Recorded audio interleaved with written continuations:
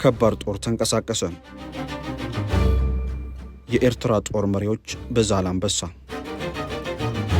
የኤርትራ የጦር አመራሮች በዛላምበሳ ጥብቅ ውይይት ከህወሓት የጦር አመራሮች ጋር ስለማድረጋቸው የሆርን ሪቪው ሪፖርት ስለማመላከቱ፣ የፌዴራል መንግስቱ በሸረሪና አካባቢ ከባባድ የህወሓት የጦር መሳሪያ ክምችቶችን ስለማግኘቱ፣ ታጋይ ገብሬ ገብረ ጻድቃን ስለ ጽምዶ ዝግጁነት ስለመናገራቸው፣ የፌዴራል መንግስት ወታደራዊ ድል እያደረገ እንደሆነ ስለመግለጹ፣ ህወሓት የፌዴራል መንግስትን ጦር ከበባ ውስጥና ቀለበት ውስጥ እንዳስገባ ስለመናገሩ፣ ደብረጽዮን ዲያስፖራው ጭምር ለጦርነት ዝግጁ መሆን አለበት ስለማለታቸው፣ የአውሮፓ የሰላም ፋውንዴሽን ደም አፋሳሽ ጦርነቱን ለማስቆም ላይታች እያለ እንደሆነ ስለመግለጹ በዛሬው ዝግጅታችን የምናጋራችሁ ዋና ዋና መረጃዎች ናቸው። ቆይታችሁ ከኛ ጋር ይሁን።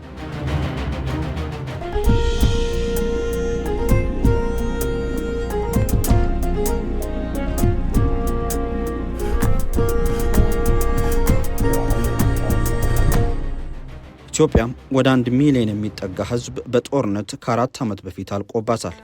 የትግራይ ጦርነት የአማራ ክልል ጦርነትን አዋልዶ አማራ ክልል የጦርነት ቀጠና በሆነበት ሰዓት ኦሮሚያ ክልል ላለፉት 5 ዓመታት በግጭትና በውጊያ ሲናጥ ቆይቶ ሀገሪቱ ዓመታትን በግጭትና በውጊያ እያሳለፈች ትገኛለች።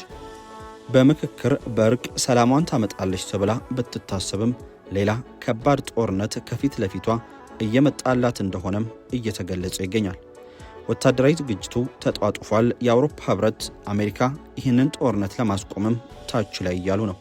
ነገር ግን ወታደራዊ ምንጮች እንደሚገልጹት ከሆነ ይህ ጦርነት አይቀሬ መሆኑ እየታየ ይገኛል። ሆርን ሪቪው በቅርቡ በትግራይ ክልልና በኤርትራ እየተደረገ ያለውን ወታደራዊ ዝግጁነትና የስለላ መረጃ ምን እንደሚመስል አስቃኝቷል። እንደ ሆርን ሪቪው ገለጻ ከሆነም ህወሓት ከባባድ የጦር መሳሪያዎችን እያዘጋጀ ነው። ኤርትራም ከባባድ የጦር መሳሪያዎቿን ወደ ድንበር እያስጠጋች ትገኛለች።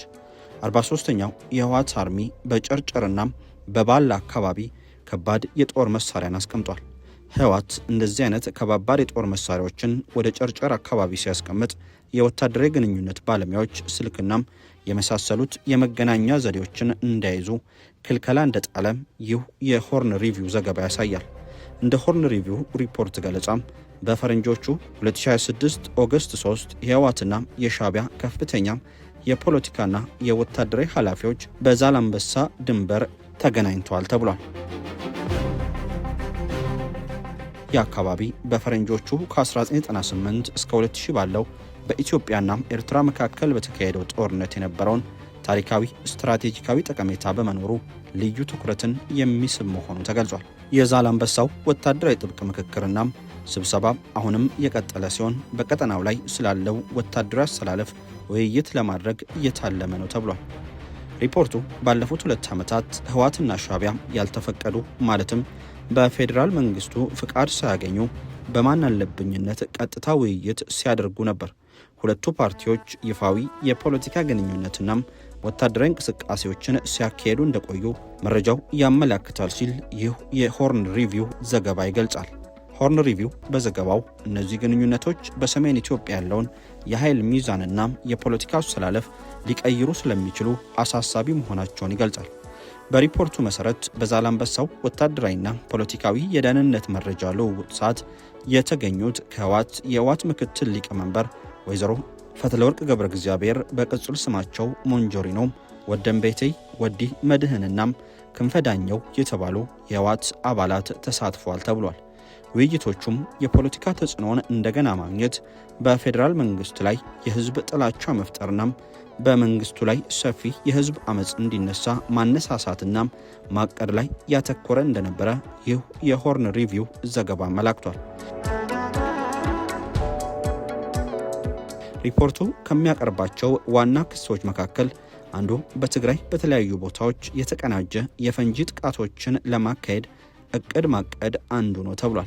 የህወሓት ቡድን የህዝብ ቁጣን በማነሳሳት ያጣውን የፖለቲካ ተጽዕኖ ለመመለስ የፌዴራል መንግስቱ እንደፈጸመው አስመስሎ በትግራይ ክልል ጥቃት ለማድረስ ማቀዱን ዘ ሆርን ሪቪው የደህንነት መረጃዎችን ዋቢ አድርጎ ዘግቧል። የሆርን ሪቪው ዘገባ ሲጠቃለል በዛላምበሳ ከኤርትራ አካላት ጋር በተደረገ ስብሰባ ሐውዜን ቁጥር 2 የተሰኘም የፍንዳታና የማህበራዊ ሚዲያ የሐሰት ዘመቻ እቅድ ተነድፏል። የጥቃት ኢላማዎች ደግሞ የህዝብ ቁጣን ለማስነሳት በኤፈርት ተቋማት፣ ገበያዎች፣ የትራንስፖርት ማዕከላት፣ ሕክምና ተቋማትና የሃይማኖት ቦታዎች ላይ ፍንዳታዎችን ለማድረስም ማቀዱ ተነግሯል። በሆርን ሪቪው ዘገባ መሰረት የህወሓት ወታደራዊ ዝግጅት በራያ ዞብል፣ ዋጃ፣ ጥሙጋና ኮረም አቅጣጫዎች የምሽግ ቁፋሮንና የወታደራዊ ስምሪት የተደረገ ሲሆን በጨርጨርና ቤላ ከባድ መሳሪያዎች ተሰልፏል። ባላማጣ፣ ኮረም፣ ቆቦና ኮኒ የትራንስፖርት እንቅስቃሴ በመቆሙ ነዋሪዎች ቀያቸውን እየለቀቁ ይገኛሉ ተብሏል። ህወሓት የክተት አዋጅን አውጇል። ማንኛውም የትግራይ ክልል ተወላጅ መብቱን ለማስከበር ከበቂ በላይ ዝግጅት ማድረግ አለበት ተብሏል። የህወሓት ሊቀመንበር ደብረጽዮን ገብረ ሚካኤል በበኩላቸው ለትግራይ ተወላጆች እንዲህ የሚል መልእክትን አስተላልፏል። ተሰለፍ ከተባለ መሰለፍ ነው። ከአውሮፓም ቢሆን መጥቶ መሰለፍ አለበት። ሰራዊት ውስጥ ገብቶ መሰለፍ አለበት። ሀገር ውስጥ ብቻ ያለው አይደለም። አውሮፓ ያለ ሆምና ተብሎ ከውጭ መሰለፍ ይኖርበታል። ደብረጽዮን ከአርቲስቶች ጋር ባደረጉት ውይይት ላይ የተናገሩት ነው። ታጋይ ገብረ ጻድቅ ወደ ሚዲያ መጥቷል። ጽምዶ ጥምረቱንና ትብብሩ አድጓል እያሉ ነው። በሌላ በኩል ራሱን ጽምዶ በሚል የሚጠራውንና ህዝባዊ መሰረት የሌለውን ህገወጥ ቡድን ሁሉም ሊታገለው ይገባል ሲል ግንባር ህዝባዊ ማዕበል ብርጌድ ንሓምዱ ባወጣው መግለጫ ላይ ገልጿል። ብርጌድ ግንባር ህዝባዊ ማዕበል ብርጌድ ንሓምዱ በመግለጫው ጽምዶ በሚል ራሱን የሚጠራው ህገወጥ ቡድን የህገወጥ ቡድን እንቅስቃሴ ለቀጠናው ስጋት በመሆኑም ሁሉም አጥብቆ ሊቃወመውና ሊታገለው እንደሚገባ አስገንዝቧል። በኤርትራ ህዝባዊ መሰረት ያለው መሆኑን ያስታወቀው ግንባሩ የጦርነት አባዜ የተጠናወተውን ጽምዶን እንደማይደግፍና ዋነኛ ዓላማውም የዚህን ቡድን የጥፋት መንገድ መከላከልና ማክሸፍ መሆኑን ገልጿል። የኤርትራ ህዝብ በጦርነት ብዙ ዋጋ የከፈለ በመሆኑም ጦርነት እንደማይበጀውና እንደማይፈልግ በመግለጽ ትኩረቱ ለችግሮቹ ዘላቂ መፍትሄ ማምጣት ላይ መሆኑን ጠቅሟል። ታጋይ ገብረ በበኩላቸው ጽምዶ ወደ ትልቅ ጥምረት ተሸጋግሯል ብለዋል። የጽምዶ ጥምረቱንና ትብብሩ ወደ ከፍተኛ የትግል ደረጃ ተሸጋግሯል። የህወሓት ሰራዊት ከፍተኛ አመራር ታጋይ ገብረ ጻድቅ አዴት ወታደራዊ ዝግጅት አድርገናል እያሉ ነው። የወታደራዊ ጥምረት መፈጠሩንም ገልጿል። ታጋይ ገብረ ወታደራዊ ጥምረታቸው ወደ ከፍተኛ ደረጃ መሸጋገሩንም ሲገልጹ ተሰምቷል። እንደ ታጋይ ገብረ ገለጻም የጠላት ያሉት ኃይል የትግራይ ህዝብ ከምድረገጽ ለማጥፋት በትግራይ ላይ አዲስ ወታደራዊ እንቅስቃሴዎችን እያደረገ ነው። ይህንን ለመመከትና የትግራይ ህልውናን ለማስጠበቅ የትግራይ ሰራዊትና ህዝቡ በሙሉ ዝግጁነቱ ላይ እንደሚገኙ ማክለዋል። ጠላትን ለመፋለም ከየትኛውም ኃይል ጋር ጥምረት መፍጠር ተፈጥሯዊና ህጋዊ መብት ነው ብለዋል።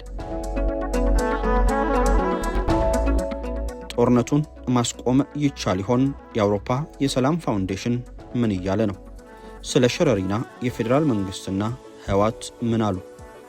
በሀገር ኢትዮጵያና ሱዳን ድንበር አካባቢ የተከሰተው የቅዳሜው የሸረሪና ውጊያን ተከትሎ የአውሮፓ የሰላም ፋውንዴሽን ዩሮፒያን ፒስ ፋውንዴሽን ኢፒፊ በኢትዮጵያ ፌዴራል መንግስትና በህዝባዊ ወያኔ ሓርነት ትግራይ ህወሓት መካከል የተነሳው የፖለቲካና ጸጥታ ውጥረት እንዲረግብ ጠይቋል። ሰሞንኛው የኢትዮ ሱዳን አዋሳኝ ግጭት ከፕሪቶሪያ የግጭት ማቆም ስምምነት በኋላም አንጻራዊ መረጋጋት ያገኘውን ማህበረሰብ ዳግም ወደ አስከፊ ስጋት የሚከተው ነው ያለው ተቋሙ አሁንም ወታደራዊ እርምጃው ተፈላጊውን ዘላቂ ሰላም እንደማያመጣው በማመን ተፋላሚዎች በአካታች ውይይት ልዩነቶቻቸውን እንዲያጠቡ ጠይቋል። የፖለቲካ ተንታኙ አቶ አወትም መሰል የዓለም አቀፍ ማህበረሰብ ጣልቃ መግባት ምናልባትም አሁን በማኮብኮብ ላይ ያለውን የጦርነት ዝግጁነት ሊያስቀር ይችላል የሚል ተስፋቸውን ገልጿል። ምዕራባውያን የፕሪቶሪያውን ስምምነት እንደመነሻ በመውሰድ ተፋላሚዎችን ወደ ጠረጴዛ ለማምጣት ግፊት ቢያደርጉ በማለት ሰላም ላይ ተስፋ መቆረጥ እንደሌለበት እንደሚያምኑ አስረድቷል። የፌዴራሉ መንግስትና ህወሓት ወደ ዳግም ጦርነት ለመግባት ጫፍ መድረሳቸው እየተነገረ ነው። አሁን ላይ ሁለቱም ወታደራዊ ዝግጅትና የኃይል ንቅናቄ እያደረጉ መሆኑን የአውሮፓ የሰላም ፋውንዴሽንና የዓይን እማኞች ገልጿል። ሁለቱም ተፋላሚ ኃይሎች በአፋር በወልቃይትና ጠገዴ በአማራ አዋሳኝ ወሰኖች ላይ ወታደሮችንና ምሽጎችን እያስፋፉ በመሆናቸው ሌላ ጦርነት ሊቀሰቀስ ይችላል የሚለው ስጋት አይሏል ይላል የአውሮፓ የሰላም ፋውንዴሽን በመግለጫው ሰሞኑን በሸረሪና ውጊያ ከባባድ የጦር መሳሪያዎችን እንደማረከ ደግሞ የመንግስት አክቲቪስቶች እየገለጹ ይገኛሉ። የመንግስት አክቲቪስቶች እንደገለጹት ከሆነም በሱዳን ድንበር አካባቢ ባለው ውጊያ ከጸረ ኢትዮጵያ ኃይሎች በግዢና በእርዳታ መልኩ ያሰባሰበውና በሸረሪና ግንባር አከማችቶት የነበረው በሚሊዮን ዶላሮች የሚገመት ትጥቅና ስንቅ እየተጓጓዘ ነው የሚል ክስ አክቲቪስቶች ባወጡት መረጃ ላይ ቀርቧል። እነዚህ የመንግስት አክቲቪስቶች በመግለጫቸው በሸረሪና ከወደሙና ከተማረከው የጦር መሳሪያ ባሻገር በሸረሪና ካምፕ ወጣ ብሎ ጋዴማ በተባለች ቦታ መጋዘን እንዲሁም ከመሬት በታች በኮንክሪት በተሰራ ግዙፍ ምሽግ ተጠራቅሞ የነበረ ተተኳሽ የአጭርና መካከለኛ ርቀት ሚሳኤሎች፣ የቡድንና የነፍስ ወከፍ መሳሪያም፣ የሳተላይት ስልኮች፣ ሮኬት፣ RPG-7፣ የሬዲዮ መገናኛ፣ የመኪና መለዋወጫዎች፣ የቅኝት ድሮኖች፣ ለጊዜው ማንነታቸውን ለመለየት ያልቻሉ የጦር መሳሪያዎች ገቢ ተደርጓል ሲሉ እኚሁ የመንግስት አክቲቪስቶች ባወጡት መረጃ ላይ ገልጸዋል። በትላንትናው ዕለት ብቻም ከሸረሪናና ጋዴማ ካምፕ ብቻም 31 ከባድ ተሳቢ ተሽከርካሪዎች ከዋት የተማረኩ የተለያዩ ትጥቆችን ወደ ሁመራናም ዳንሻ ከተማ አጓጉዘዋል። ከጋዴማ አቅራቢያ የተዘጋጀ ተጨማሪ ግዙፍ የጦር መሳሪያ ማከማቻ ዴፖ መኖሩን ምርኮኞች በማረጋገጣቸው በዛሬው ዕለት ፍተሻ የሚደረግ ይሆናል ሲሉ እኚሁ የመንግስት አክቲቪስት ባወጡት መረጃ አስረድቷል። በሌላ በኩል ህወሓት እየገጠመው ያለው ሰራዊት ምን ያህል ታጥቆ እንደተዘጋጀናም እንደተደራጀም ሸረሪናን መጠየቅ በቂ ነው ሲሉ ዝቷል። አሁን ላይ ከኩምሩክ እስከ ሸረሪና ያለው መስመር በኤርትራ በኩል ያለው አቅጣጫን ጨምሮ ሙሉ በሙሉ መከበቡ ግልጽ ሆኗል። ከአዲስ አበባ ወደ ቆቦና ጭፍራ ሰራዊት ማመላለስ ቀርቷል። የፌዴራል መንግስትን ጦር ከበናል እያለ ነው ህወሓት። ጦርነት አስከፊ ነው። የጦርነትን አስከፊነት የሚረዳው ድሃው ማህበረሰብ ነው። ገበሬው አርሶ የሚበላው በላቡ በደሙ ሰርቶ የሚኖረው ወጣት በጦርነት ክፉኛ ይጎዳል። እናቶች ያለቅሳሉ፣ አባቶች ያለ ጧሪ ይቀራሉ፣ ሴቶች ይደፈራሉ፣ ህፃናት ወላጅ አልባ ይሆናሉ። ጦርነት በየትኛውም ሰዓትና ጊዜ እንዲሁም ቦታ ላይ አስፈላጊ ሆኖ አያውቅም። ሰላም ለኢትዮጵያ ህዝብ እያልን ተሰናበትን። ቸር ወሬ ያሰማን።